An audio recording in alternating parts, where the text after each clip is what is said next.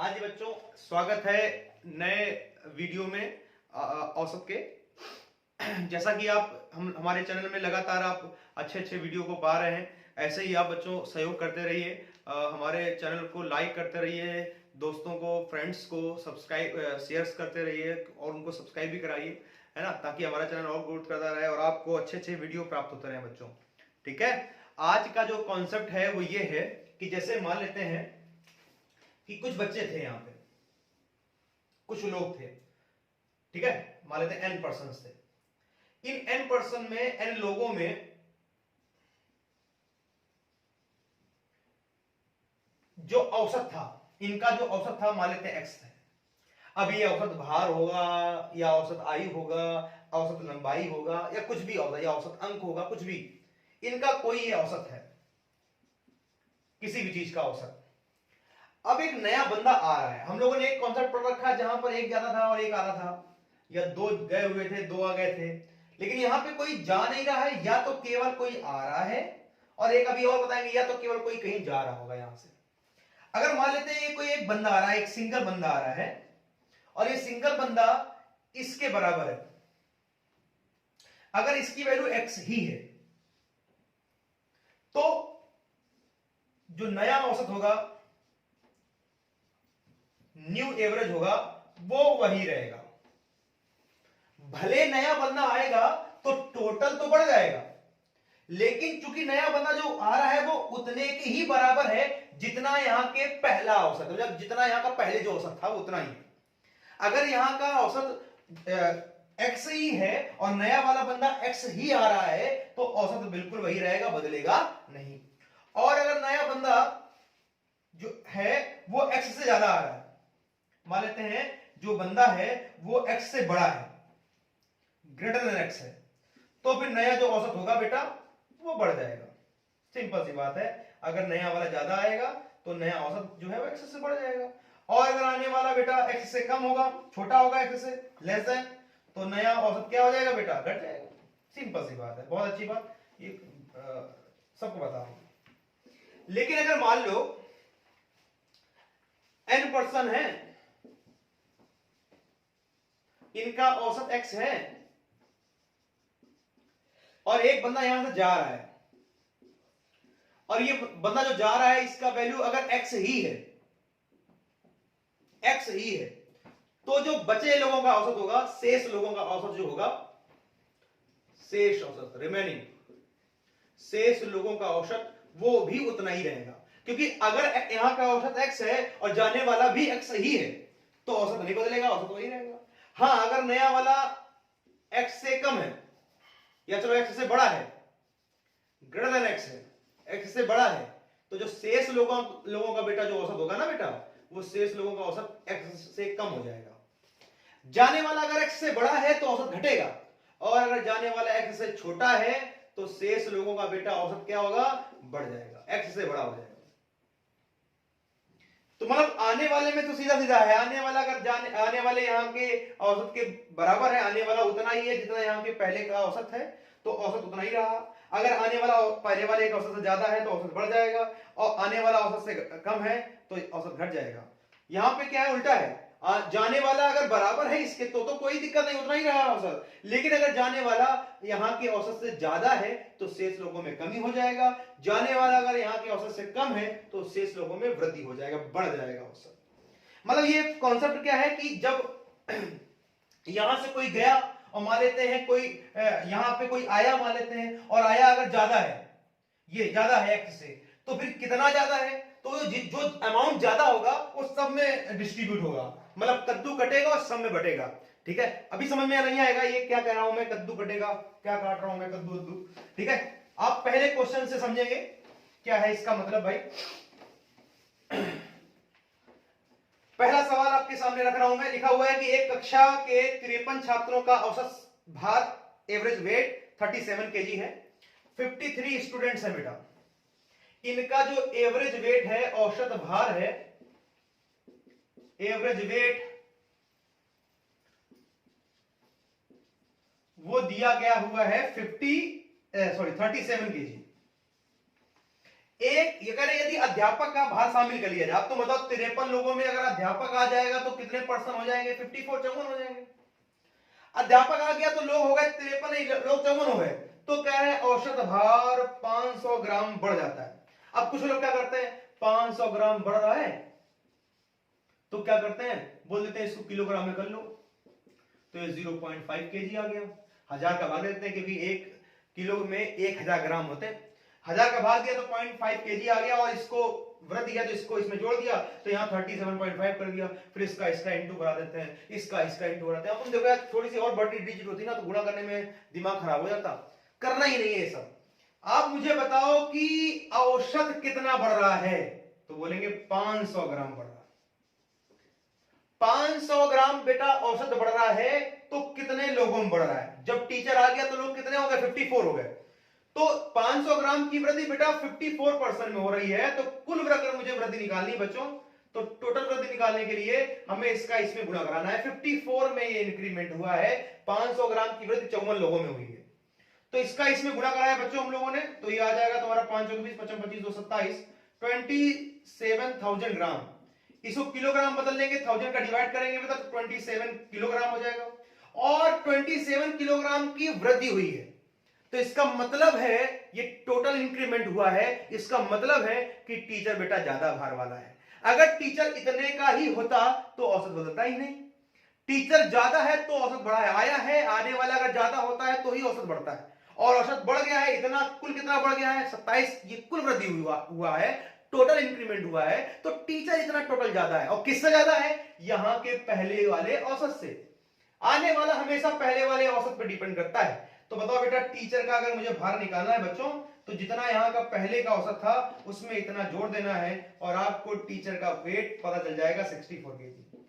आसान बहुत है, टोटल औसत में से टोटल लोगों का गुणा करके टोटल इंक्रीमेंट निकाल लेना है, और जितना यहाँ का पहले का औसत हो उसमें अगर वृद्धि हो तो जोड़ देना है, और कमी हो तो बेटा आपको पहले वाले इन पहले पर्सन के एवरेज में इसको माइनस कर देना है। अगर कमी हो, वृद्धि हो रही है तो मैंने जोड़ दिया। समझ में आ गया होगा बच्चों, मुझे लगता है। नोट करेंगे, अगले क्वेश्चन की तरफ बढ़ेंगे।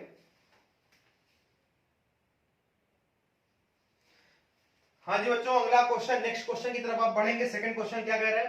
कह रहा है 35 स्टूडेंट्स हैं, इन 35 स्टूडेंट्स का एवरेज एज दिया है, औसत आयु दिया हुआ है। 35 छात्रों का औसत आयु 23 वर्ष है, 23 ईयर्स है औसत आयु, एवरेज एज।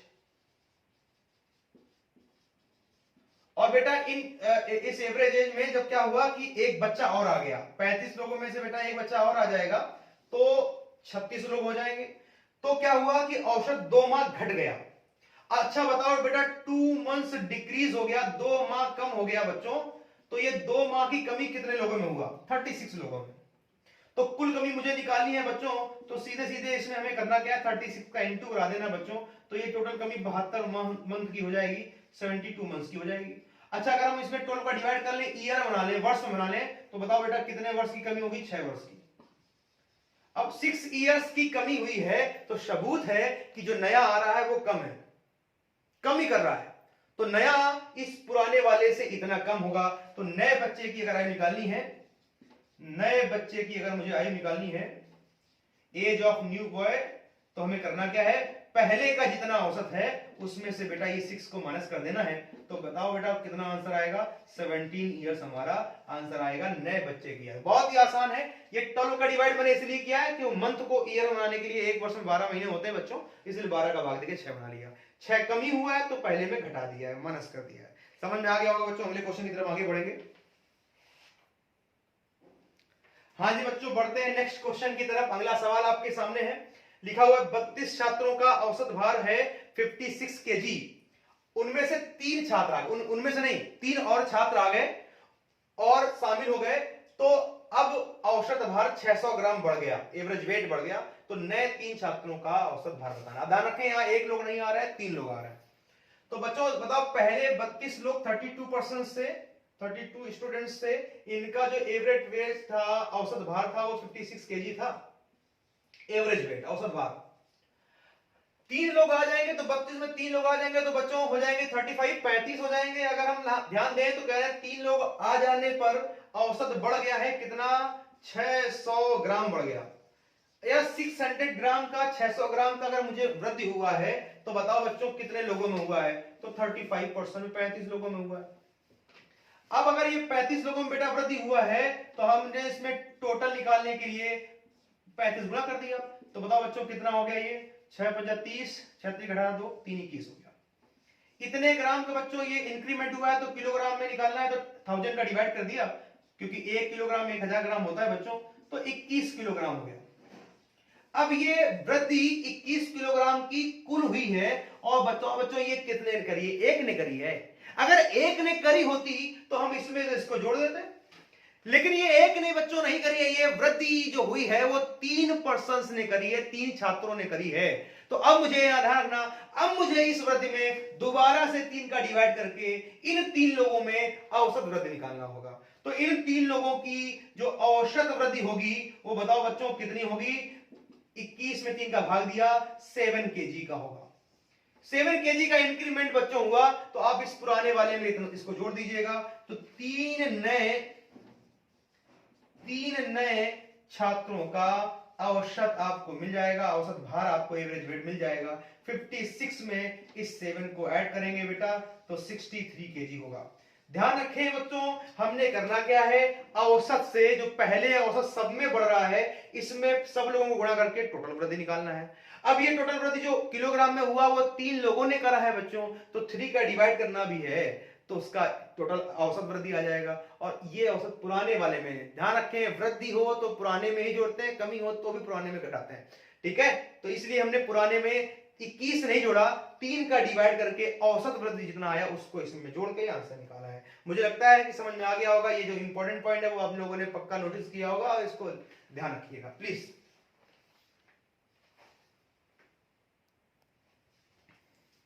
हाँ जी बच्चों, आगे के क्वेश्चंस में आपको समझाना चाहता हूं। आगे के जो क्वेश्चंस है वो थोड़ा बैट्समैन वाले हैं, बल्लेबाज वाले हैं। बल्लेबाजों का जो औसत होता है भैया ध्यान रखिए वो कैसे निकाला जाता है, बैट्समैन का एवरेज, बल्लेबाज का औसत, बैट्समैन का एवरेज कैसे निकाला जाता है, उनके द्वारा बनाए गए कुल run, total run upon total पारियां, टोटल इनिंग्स, ठीक है। कुल रन बटे कुल पारियां, बल्लेबाजों का औसत बिल्कुल सेम ऐसा ही है, कोई नया नहीं है, बता दिया मैंने। अब देखो सवाल में क्या कह रहे हैं, कह रहे हैं पहला 4th नंबर सवाल है, कह रहे हैं कि किसी बल्लेबाज की 48 पारियों का औसत 36 है, इसकी अधिकतम पारी न्यूनतम पारी को अगर हटा दिया जाए, माइनस कर दिया जाए, एक्सक्लूड कर दिया जाए, बाहर कर दिया जाए, तो शेष बची 46 पारियों का औसत 35 हो जा रहा है। यदि अधिकतम पारी और न्यूनतम पारी के बीच अंतर, मतलब अधिकतम पारी न्यूनतम पारी से 100 रन ज्यादा है, मतलब अंतर है, ज्यादा या कम बेटा अंतर होता है। अधिकतम पारी न्यूनतम पारी से 100 रन ज्यादा है, तो अधिकतम पारी और न्यूनतम पारी कितनी कितनी है आपको बच्चों बताना है। देखो बेटा बहुत आसान है, क्वेश्चन को मैं कैसे लिख रहा हूं कैसे समझा रहा हूं, ध्यान समझिएगा। 48 पारियां हैं, उन 48 पारियों का जो बेटा औसत है वो इनका 36 है। अब 2 पारियां अगर हटा दोगे तो पारियां कितनी बचेंगी, 46, और इन 2 पारियां हटने के बाद शेष पारियों का जो औसत आया वो आ गया है कितना, 35। अब देखो क्वेश्चन लिखते ही समय मैंने थोड़ा सा अच्छा बात करा है कि मैंने क्वेश्चन को उल्टा कर दिया है। ये उल्टा इसलिए किया कि जब मैंने इस टॉपिक को शुरू किया था तो मैंने आपको बताया था कि जब यहां से कोई जाता है या कोई हटाया जाता है तो चीजें उल्टी होती हैं। जाने वाला अगर ज्यादा होता तो बचे का औसत कम हो जाता है, जाने वाला अगर कम होता है तो शेष का औसत बढ़ जाता है। तो इसलिए चूंकि उल्टा कॉन्सेप्ट है, आप कंफ्यूज ना हो बच्चों, तो मेरी सलाह मानना है आपको कि जब भी कोई समूह से हटाया जा रहा हो या कुछ लोग निकल रहे हो तो आपको उल्टा लिखना है सवाल को। अगर नहीं भी उल्टा लिखेंगे आंसर तो भी आएगा बच्चों, मैं फ्रेंकली स्पीकिंग में आपको सही बता रहा हूं। लेकिन चूंकि मैं चाहता हूं कि कॉन्सेप्ट ना बदलो आप, तो देखो मैंने क्या कर लिया, 48 पारियों का ये औसत है, इनसे 2 पारियां हट गई, मान लेते हैं मैक्सिमम पारी x है, अधिकतम पारी में रन x है, और न्यूनतम पारी में रन y है। अधिकतम मतलब मैक्सिमम अधिकतम ये है और न्यूनतम ये है y। इससे 2 पारियां हमने हटा दी हैं, x y हटा दी हैं, तो ये आ गई। अच्छा हम यहां पर क्या पढ़ रहे हैं कि 46 लोगों का औसत ये है, दो लोग आ गए एक्स और वाई जिनका वैल्यू है, दो लोग आ गए तो औसत कितना हो गया। देखो वैसे पहले कितना बना लिया सवाल को मैंने, दो लोग जब आ गए तो औसत कितना बढ़ गया बताओ बेटा, एक बढ़ गया, 35 36 हो गया। उल्टा लिखते मतलब सीधा सीधा लिखते तो एक कम ही नजर आता, लेकिन हमने क्वेश्चन उल्टा लिखा है तो 46 लोगों का ये औसत है, 48 लोगों का ये औसत है, एक दिख रहा है बड़ा है, बढ़ गया है। एक की वृद्धि बताओ बेटा कितने लोगों में हुआ है, 48 लोगों में, 48% में। तो टोटल अगर मुझे कुल वृद्धि निकालनी है बच्चों तो बेटा 48 इंटू 1 हो गया 48। अब ये बताओ बच्चों एक ने वृद्धि करी है कि दो लोगों ने वृद्धि करी है, दो लोग आए हैं, दो लोगों ने वृद्धि करी है बच्चों, तो दो का डिवाइड भी करना है, 2 का एवरेज इंक्रीमेंट निकालना है, 2 की औसत वृद्धि निकालना है, तो जो कि 24 है। इसको इसमें पुराने वाले पहले वाले औसत में जोड़ देना है, क्योंकि हमने क्वेश्चन उल्टा लिया है तो पहले वाला ही औसत है, उसमें से इसको जोड़ दिया तो जो अधिकतम पारी है और न्यूनतम पारी है उन्हीं दो लोगों का औसत मुझे मिल गया। इनको जोड़ने पर मुझे मिलेगा 59। अब बच्चों सवाल थोड़ा सा अलग है, कह रहे हैं इन दो लोगों का औसत तो आपको मिल गया और कह रहे हैं कि इन दोनों का अंतर अधिकतम पारी न्यूनतम पारी से 100 ज्यादा है, तो इसका मतलब इन दोनों पारियों का अंतर 100 है। अंतर दिया गया है, अगर हम चाहें तो इनके दोनों के औसत से योग बना सकते हैं इस फॉर्मूले से, औसत बराबर योग बटे संख्या, तो योग मतलब जो सम है, सम इक्वल टू हो जाएगा average into number of terms. तो दो लोग हैं तो दो का डिवाइड करेंगे अगर यहां पे हम बच्चों, तो औसत हो जाएगा 59 इंटू 2, एक्स और वाई का जो योग हो जाएगा 59 इंटू 2, ये हो जाएगा 118 हो जाएगा। ये दो संख्याओं का योग है, दो संख्याओं का अंतर है बच्चों, और आपको दोनों संख्याएं निकालनी है बच्चों, तो बहुत ही आसान होता है। ध्यान दीजिए क्या होता है कि जब भी दो संख्याओं का योग दो संख्याओं का अंतर दिया हो तो एक बार इन दोनों को जोड़ के आधा करना है आपको, बड़ा नंबर आ जाएगा, और एक बार इन दोनों को घटा के आधा करना है। जब भी दो संख्याओं का योग दो संख्याओं का अंतर दिया गया हो, संख्याएं ही निकालनी हो, तो एक बार इन दोनों को बेटा आपको जोड़ना है, आधा करना है, एक बार इन दोनों को घटाना है और आधा करना है। बताओ बेटा जोड़ के आधा करेंगे बेटा कितना आएगा, 109 आ जाएगा, और इसको डिवाइड करेंगे तो ये 9 आ जाएगा। तो अधिकतम पारी किरण है 109, न्यूनतम पारी किरण है 9, ये 109 है और ये 9 है, तो इसका आंसर बेटा बी पार्ट हो जाएगा, सवाल का आंसर बी पार्ट। नोट करेंगे बच्चों, समझ में आया होगा, थोड़ा सा स्टेप एक स्टेप ज्यादा है, यही कैलकुलेशन ज्यादा है, बाकी पिछले की तरह ही है। दो लोगों का औसत इतना आ गया है, इसमें दो गुणा करा दिया, ये योग आ गया, अंतर दिया ही है तो दोनों पारियों का 100 है, और उसके बाद ये सब कर लिया, जोड़ के आधा किया और घटा के आधा किया।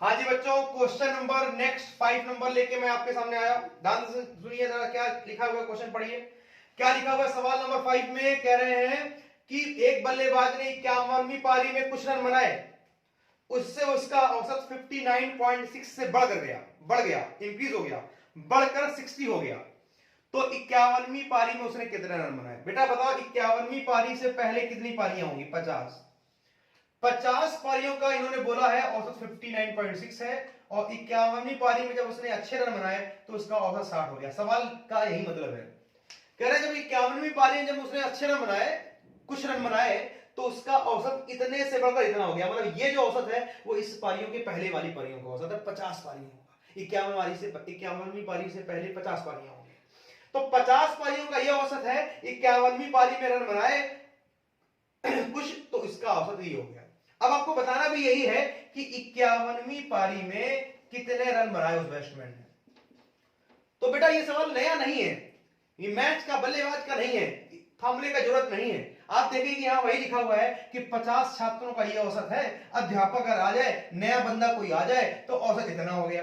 वही सवाल है कि नहीं सवाल है, बताइए इतने से औसत इतना बढ़ गया बच्चों, कितना इंक्रीज हो गया। देखो इंक्रीज हो रहा है, कितना इंक्रीज हो रहा है, 0.4 इंक्रीज हो रहा है, 0.4 बढ़ रहा है, और ये 0.4 कितने लोगों में बढ़ रहा है बताओ बेटा, 51 लोगों में। तो कुल वृद्धि हमें निकालनी है बच्चों, तो 51 का गुणा कराना है, तो बताओ बच्चों कुल गुणा अगर हम कराएं इसका तो ये 20.4 आ जाएगा। और ये वृद्धि केवल बेटा एक ने करी है, तो अब डिवाइड किसी का कराने की जरूरत नहीं है, केवल 51वें व्यक्ति ने करी है, 51वें मैच ने करी है ये वृद्धि, तो आप इस वृद्धि को पहले वाले औसत में जोड़ दीजिएगा।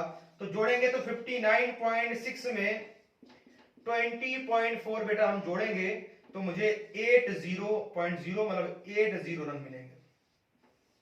बहुत ही आसान सवाल हो गया ये, अगर हम लोगों ने इस तरीके से पढ़ा। नोट करें जल्दी से भाई बच्चों, हाँ जी बच्चों, अगले क्वेश्चन में लिखा हुआ है कि एक बल्लेबाज ने 19वीं पारी में 98 रन बनाए। अब इस सवाल में ये दिया है कि जो पारी उसने खेली उसमें कितने रन बनाए। पिछले वाले सवाल में ये पूछा गया था कि इस पारी में उसने कितने रन बनाए। 19वीं पारी में उसने 98 रन बनाए, तो उसका औसत 4 रनों से बढ़ गया। 4 रनों की औसत में वृद्धि हो गई, औसत रन संख्या 4 रनों से बढ़ गई। तो 19वीं पारी के बाद उसका क्या औसत है? बताओ बेटा, 19 पारियों के पहले उसकी कितनी पारियां होंगी? 18। उस पारियों का जो भी औसत होगा उससे औसत नई पारी 19 पारी का 4 बढ़ जाएगा। ये साफ साफ लिखा है। 19वीं पारी में जब उसने 98 रन बनाए, 98 रन स्कोर किए, 90th इनिंग में 98 रन बनाए, तो उसका औसत 4 रनों से बढ़ गया। मतलब पहले जो 18 पारियों का औसत था उससे नई 19 पारियों का औसत 4 रन ज्यादा है। अच्छा बताओ, ये 4 रनों की बेटा वृद्धि हुई है तो कितने लोगों में हुई है? कितनी पारियों में हुई है? 19 पारियों में। तो 19 का गुणा करा दिया, तो ये बताओ बेटा कुल कितनी वृद्धि हो जाएगी? तो बेटा कुल वृद्धि जो हो जाएगी वो 76, 1976 की हो जाएगी। अब बताओ, ये 1976 की वृद्धि हुई है टोटल, तो ये इस बंदे ने करी है। तो ये बंदा इस पुराने वाले, मान लेते हैं अगर पुराना औसत यहां x है और ये वाला औसत 4 ज्यादा है, तो ये x + 4 होगा बच्चों। तो ये जो बंदा है वो इस वाले औसत से कितना ज्यादा होगा बेटा? 76। तो अगर हम x में इस इंक्रीमेंट को जोड़ दें तो ये बंदा आ जाएगा, ये पारियों का रन आ जाएगा जो कि 98 है। तो यहां से x मुझे निकालना है, तो इसको उधर प्लस है, प्लस उधर जाके माइनस कर देंगे तो बेटा ये आ जाएगा 22। अब ये हमें करने की जरूरत नहीं थी, अरे हमें ऐसे समझना चाहिए था यार कि जो नया बंदा है उसने वृद्धि करी है पुराने वाले में, तो पुराने वाले से ये 76 ज्यादा है, तो पुराना वाला औसत इससे 76 कम होगा। तो 98 में 76 माइनस करेंगे बेटा, 76, 98 में 76 घटाएंगे बच्चों, क्योंकि ये इससे ज्यादा है तो ये इससे 76 कम होगा बच्चों। तो 98 में 76 माइनस करेंगे बच्चों तो 22 आ जाएगा। यहां 18 पारियों का औसत आ गया, जबकि हमें पूछा गया है 19 पारियों का औसत। तो ये x की वैल्यू आ गई है 22, तो 22 में 4 जोड़ेंगे तो 22 और 4 कितना हो जाएगा? 26। हमारे इस सवाल का आंसर हो जाएगा। उम्मीद है समझ में आ गया होगा। 19 के 76 बढ़ रहा है, वृद्धि कर रहा है, तो ये वृद्धि कर रहा है, तो इससे ये ज्यादा होगा 76, तो ये इससे 76 कम होगा, 76 माइनस कर देंगे, ये औसत आ जाएगा। और ये वाला औसत 4 ज्यादा है, इसमें 4 जोड़ के आंसर लिख लेंगे। समझ में आएगा बच्चों? तो बच्चों बढ़ाते रहिए इस कारवा को आगे, और वीडियो को लाइक, सब्सक्राइब, शेयर कराते रहिए। और भी अच्छे अच्छे कॉन्सेप्ट को लेकर मैं नेक्स्ट टाइम में आपके सामने हाजिर हूंगा। तब तक के लिए हंसते रहिए, मुस्कुराते रहिए और खुश रहिए। Thank you.